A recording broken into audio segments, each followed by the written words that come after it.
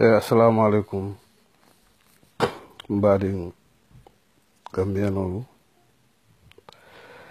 Assalamu alaikum mbadin Africanolu. Memo be kontonna memo be tendula wala mo be sima la jata kenda har ke fani laban kunyama carte fayo felenta be Gambia kono bi adon carte fayo ni a campagne na bi tata faydo jamaata ta fitinol kono alama carte fayla kayra kono ay banka da kono nimmen fanan gagneta al salla celebration ke a tari mel fota al mambulo wala kenen ka kuma foye men sina ke kumati men manyinya kata fayo man na si kelo la kata fayo man na nyo bane wala kata fayo na tele ka nyo ma koy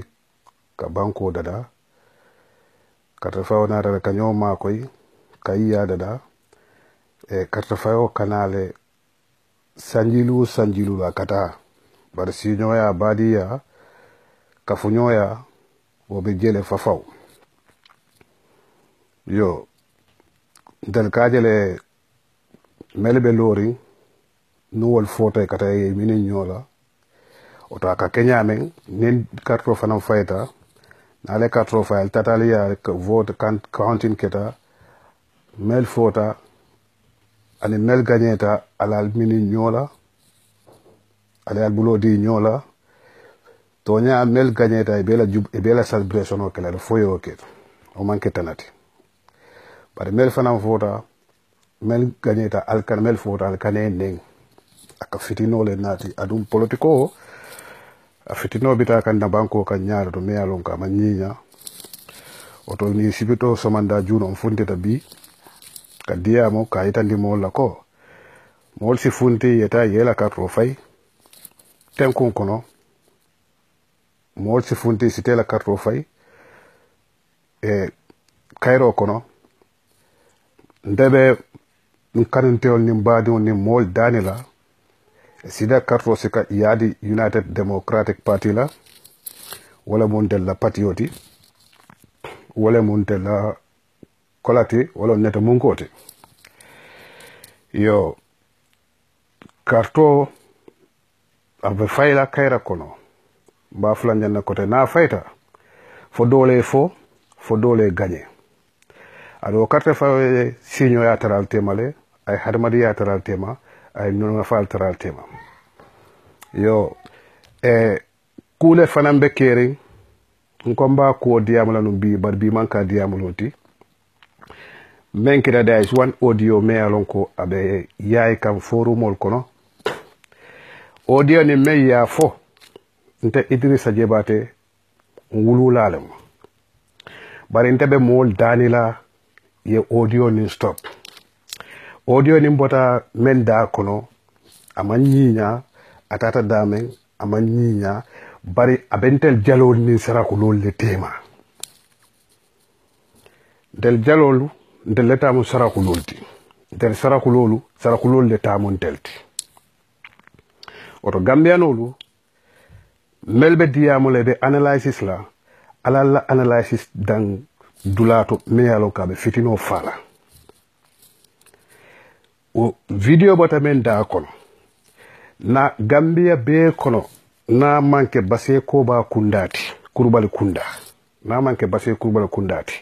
akordate Gambia kono sarakulle dewbe futuri korda men kono kasiyantel la kabiloti mening video audio fo afama tala brama bunka sarakulle muso afutu haynoti sirala so kono mening kumofo afama jikiba suso sotuma sere sarakulle muso be futurabul mening kumofo afama keba suso sotuma sere sarakulle muso le babul mening kumofo afama suntukumba alama nemanin kafarkalaye sarakulle muso ayole futu wala ala furja yake ntemen ka diamale teng na sarakulle muso futule Gambianolu ko men bitakan a fota politiko la kono doron bar na man fo politiko la ndel la kebal ni sarakulol ka kuma fo nyoe men sangarata sarakule dula koleata nyaawo nyandi me nin kumo fo alaji tamba suso dewu sarakule dula koleata nyaawo nyandi hani ko sarakule satawle nyoma e ko be kelolla a fitino warta ni alaji tamba suso funtita nalo tajedama ni tamba lo ta doron wo ka sone yaare tamba kan fata nyaawo nyandi a kan fata nyaawo nyandi ni sarakule hani dindin kilina ka e tamba sabari tamba ko doko jolonne dan sarakulol wulutale sotuma sere sarakulle sa tewlam ntel jalol doron no mandin ko tija tuma be sarakulle birem bota je fanan ni sarakulol le nata si dipa kunda adun horomone buñale ben ni tema kumola mealon ko afota amanyinya birente Idrissa ya mo ntulola nala ne ko fenno mealon ka manyinya bari birinna moy lummen folo nte binki ma me yafo wala la kunwe mira a fama la ko mira because munemu nko na fama ni moy asekeno an kunno e kuya ka to ninki do ba dala aba de bunnale oto mbe mbadi sarakulol danila ko ndel laka hani ndel fama nul laka hani ka labundal konkon ntel fama non le ka hani ka kuma falie ntel fama non le ka hani sarakulle ni ko sarakulle me ya fanno sarakulle ni ko sarakulle fanka malum sarakulle ni ko sarakulle baraka malum a kilinti je men na ko tambita ntel jalol koma jali kilinti je men barakata gambiya kono ka jelo jali ni yamay ko jali kariya fanno do salon ko sarakulle jatiol le babul o tali yamfa alnim melka ku keno nyola alnim melka kuma fono nyola wala diwu nin kumo kanata wala da kono jusola bo ka kuma do fa na be ngani ko nete kilinti mbe sample kilita ndila lante lundo je somanda juno mfama ni that was just 2012 mfama na bama nyo saba sonko le ke suto falo keta mama keo ay mama muso aja fili atata Abdou Karim Sankano noma Alhaji Musa Sankano noma aya foye membe keri suba juno ni juli ke sole nata ni ndoko e ko be mfama sitle ba lipala mfama ngunu motale katubi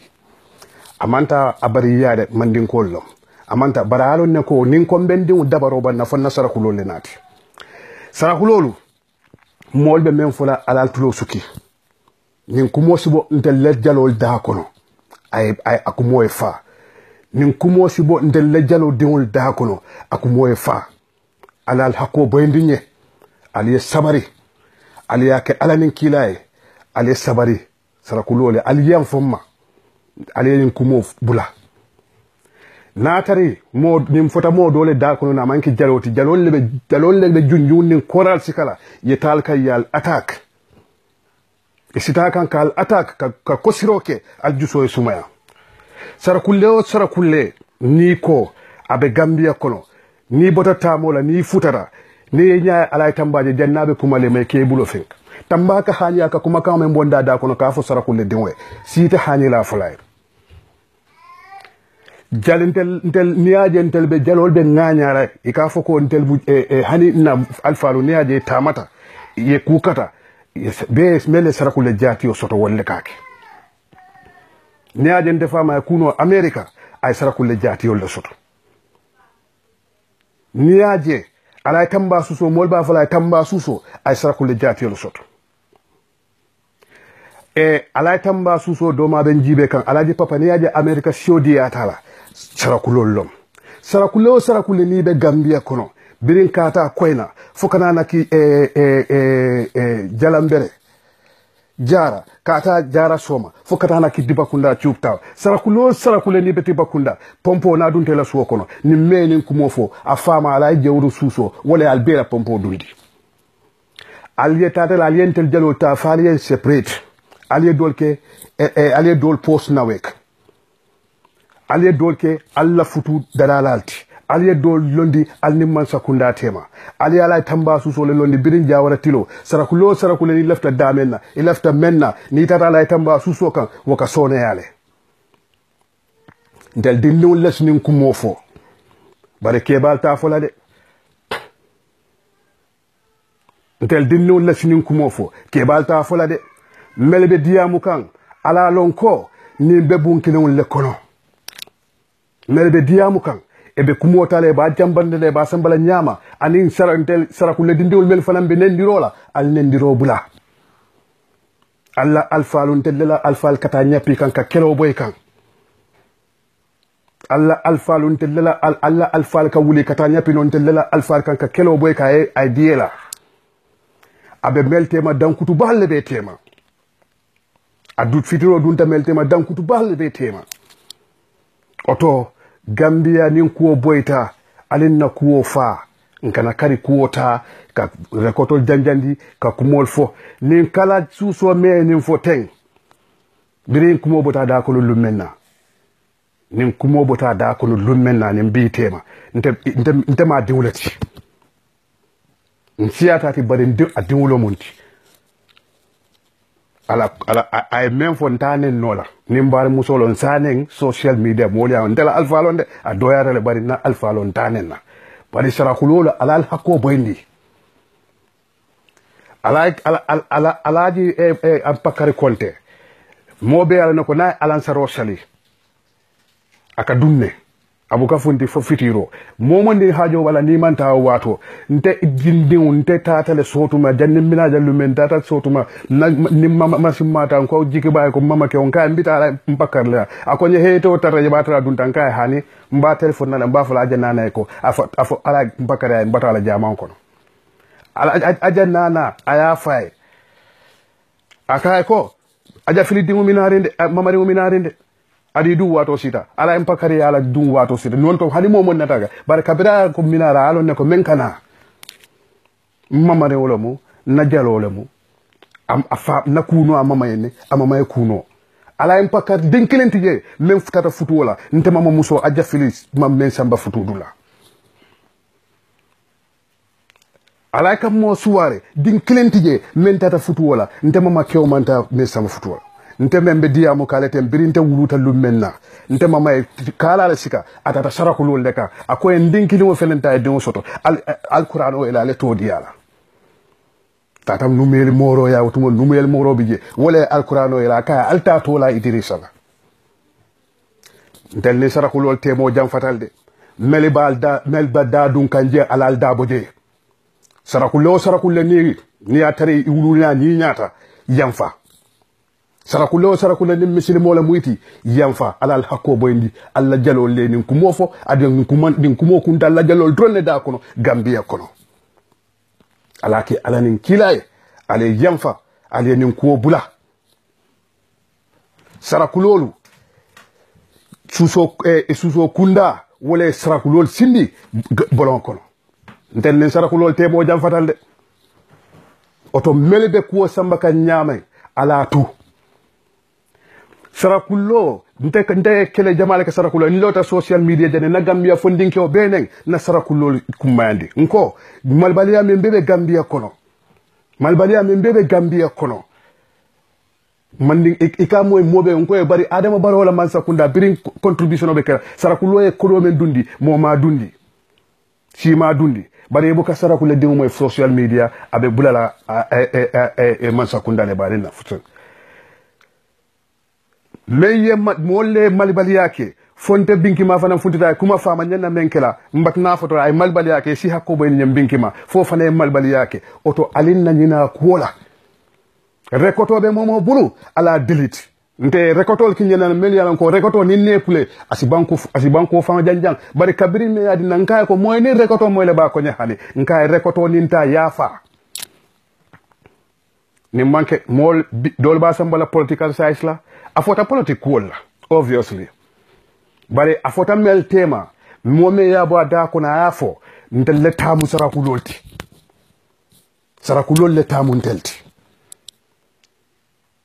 mbeni ndiya mo menaten saraku de diwol la felenti ebe fenkere adi yal nek ibe njibe ka yal nen kamen fon ka tonya fo walla so ko no bi nin ta dunta je lafta fenfenna nsi wuli sa nafa ndel mama no ndel fama no mama no ni be saraku lo attaque la ni lafta saraku lo ko do man e ka fay ne jankade ntele mama nolu mfama nolu ni lafta fenna sarakulol bulu ika fo enne ko nka ikalole ka fo enne ko tamba suso kala ka fo sarakulle amme jangal le amme batar le gode baganda na kininga sarakullo ka bulo bula ka buka aka bonda adiala o tamba suso diw wala ko sarakulol la kodo man senea kam fala abula fala doron ay même fama nyanna fala sarakulol la kodo no man senea tambala ko raman senea katu tambala ko ralo to sarakulle kodo la jewru la ko raman senea jewru la ko ralo to sarakulle kodo la papa la ko raman senea papa la kodo to sarakulle kodo la aja fil la ko ra basur la ko ra aman senea kata lo to sarakulle kodo la kam fala abula fala doron kala yalo ne ko sarakulle o sarakulle nyala manyo bitobe kala kala ba male kata sarakulle dundi salku al sarakulle korda kilim fonye maño dunta korda men kono tamba suso manta wala ko maño sarakulle wulta aka lafta kari dingulla akuwo ko lata sarakullol balanta ni futata ala tamba kay ko lafta kari dingulla nata taji bari dol ba kumo be fola mol nata febe nendiro fola dol ba fola ko nim faman ki UDP pinket UDP kolomo momen be kane ka fo ko UDP pinket UDP kola UDP soto nyame mel fan kane wolma UDP soto la bawo nim aba ado akoto ma ba kilim fa kilim yoni usenu dabo soro nyola la may du wala bujukuna susoti akoto musobe America isarakulol bela kuo bole buluje Dibakunda Tube Town girebe sa sarakulol iman si soto ni si ma nyomo ni si ma nyobunya wol hani ni la di wodi mbota tamola ni tata ni futata ila suo kono ni famanol la fonko bonde adi la famanol ka fena ala tamba ta bonde ala landi ali sabade sarakulolu ali yamfa alla jalol le nin kumofo asu kumo jalol le dronda kono bari nalo na kwetama na ali enfutande sarakule keba ma e benina falali ko al nin kumo jolo nimbala kuma dindu ni mudindu ta bala kuma klantan amanya na deminna akanal demin ali yamfa sarakulolu nin kanal dimin molle ba ko analyse ka nyamen kuma la meyalon ka fotale ate tuno la fobale bari ntel sarakulol ntel leta mu sarakulolti da kolata dawdan ntel lekata la bunda konkon akolata ntel ya nyaawnya da tel lekata na bunda konkon ka fe fayo fela fenketa mbe sarakulol be dani la mbe mandinko be dana sutu na Dibakunda Tube Town ni ko wiu menganyeta ala albulo di nyola alkana keloke ndalen sarakulol temo jam fatal de si ko mo ko tawlu alkanani nati mandin kayani sarakulala jalole ya fa sarakuloma jalole sarakulo neng jalole ka sarakulo neng ka kodo bondabul jalole ka sarakulo ka jafi ka kodo bondabul oto ndel jalol be ni régler lale mais ya fo nim fama ni fama abama ala kabilo ndel ni sarakulol jam fatale oto molu melbe analyse la iba ko analyse kan nyame la analyse nyal man beta alal dabon ni sarakulol te man te letta munti akumo bota jalol le da kono akumo bota jalol le da kono jalol le tamu sarakulol te sarakulol le tamuntelti ndel la skorda sotu ma sere doronno jalkunda doronno mandin kote abbe mu sarakulol le ndel la alfalu wol ni sarakulol kan fo kamera sarakulol dewul le muyti ndeme fa felente sirija ni modole me sarakulo ni enji jama e ka fanya fayta mo sarakulonte politiko setano alina bondintema ndem sarakulo wulutale ne sitale ndel la wulula la sarakulo la kano wala kende fa brina ta si kombo ni sarakulo le be siri ninna kulli yo soto sarakulo kanalo le yentel dani ntel kan sawo men ke sarakulola sita kilala sarakulo men be futuri mandinko kono ani mandinko men be futuri sarakulo kono ata si kono Gambia mol ka foko sarakulo resista sarakulo buka so moyo mo futu sarakulo men be futuri mandinko kono ate fula kono ate suruwa kono ate si kono sarakul mandinko men be futuri sarakulo kono ne ajibe nde kuluta base ko ba kunda sarakulde kabila ba kurubal kunda dimu bije sarakulle kabila ni data ni gambi sara mor kundato itata je sarakulle dimu bije yeboje yeta sabi kurumba e alay kam mo soirée ya sar e man ka dimu bije sabi man ka dimu bije lumele man ka dimu bije de dara gambi sara jepata kunda men bije wol doron non man kota abe mu sarakuloti sarakulol al sabari alal hakobo inde alla jalol le nin kumo fo akunta jalol le doron da kono mol ba sambala nyame ma ala ko jolon ala kumo jolon ale yamfa ala lon ko alla jalikew meli yalon ko hani alla sate fulani la fabula la nyola alla jalikew ala tamba suso wala ka funti akata wodi badube wala dinwe nin kumo fo na reduce the problem adum dawo wala kata fitino faje akole ata saraku le buwo bun kono nin tambalota ake dabaro bande wo tamba suso mo gama be nendirola ni nin kala mutabi ka fo ko tamba suso dinwla indi wallahi te nendiro fola foni men hakkilo ma warade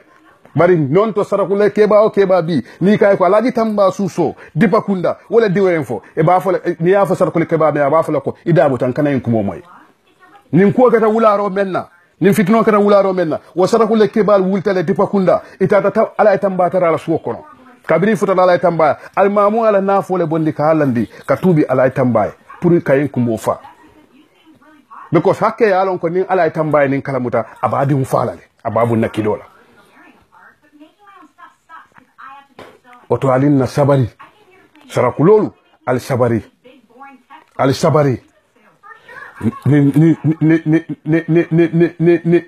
ni zibo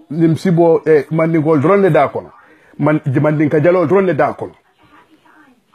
mandin ko dron mandin ka jalol ndel jalol dronne si fono sarakuloma aya wate comme nafa la nyamento na tar si ko tenne fo ndel sarakulol ni junjung labitala nata labunda kongo wala ni ko alata nin ka tadiba kunda mamme akumo manta dulato bira keta damen doro moli ya ngunu moy foru moto damen doro ye alay tamba suso kol e ka alaji tamba ko nam e ka ko wulide kuma le fota karile afo adama nyana fola alay tamba man kende ya fundita la bunku na tata sarakulol kila ay sita akoy ko men fota mallafi ka moy men fota mallafi ka moy sarakulol ka yak moto fola koten nuwo diun fanan nata saya kuma sifaka ali yanfa ala al hakobo indi sarakulolu mbal dani la politiko manna ninna nyo nenwla politiko manna nyo komola politiko manna kanyo fanen ali ndel jalol minala mbe tubi laliye adu nim futata ali yam sarakulo ni jalo ni sonkata sarakulo ka completo le karaka sika kadi jalola jalo na la nyamalo ni sonkata gifa ka pare ni jalo tata la sokono ay ka completo le kara Santos na completo nal sonkatale na completo sulatala sarang hulle do sarang hulle tabane ka kuni sarang hulle na ka hu sarang hulle kayam faula nana fo ben duma sarakulolu mbale duma nyoytale duma sarakulolu ali yamfa alal hakko boyndi jaloliye alla jalindi wala nata ka yamfo danal bulu nana fo fele nalandi duma tamba suso mamari ko aja fili mamari ko ali yamfamma bashiru malandi ko geje bata di ko jon folo di ko kali yamfamma na fo bale bankota ali yamfa ali yenin kumo bula sarakulo ali yamfa ali yenin kumo bula alaka alanin kilaye ali yamfa ali yenin kumo bula ali yamfa ali yamfa alaka alanin kilaye ali yake misilme yakan ko hadamadi o hadamadin fensi sotole hadamado hadamadin ku sibol me yalon kamam beteya alake alanin kilaye alin kunayin ko bula nin kana problème o nati sarakulon nin jalol tema mel ba fo kanko mandin ko ni manke mandin kani sarakulati alkana sambo wala jalol la ni sarakulole nyoma ndeleta mu sarakuloti sarakulole tamu ntelti oto alinin ko bulantel ni sarakulol tema do ko tan wala alal da bondi je alnin ko bondi ni alinin ko bondi mandin ka ko ni sarakulo kola sarakule ndewul mel fanan kan fata e jusubote be video dada kan ebe nendirol kala ba nendirol kala ala nin kilaye ala bula amam beteya kala la sininke bare kala fama ta kila oto ite manyana telefono si kala ye kala fama neng kala la sininke abota kala da kono kala bama ta fola e manyana telefono si kala e kala bama neng